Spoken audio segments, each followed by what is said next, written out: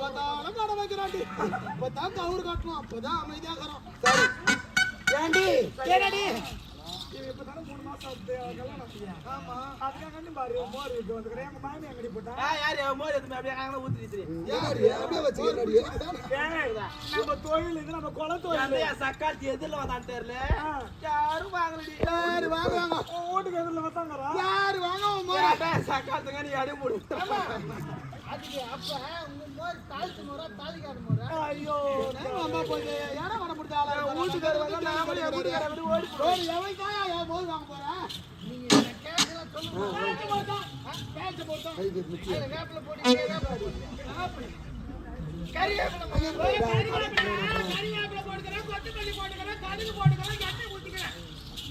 என்ன பாத்தியா? 10 ரூபாய்க்கு மோர் வாங்கி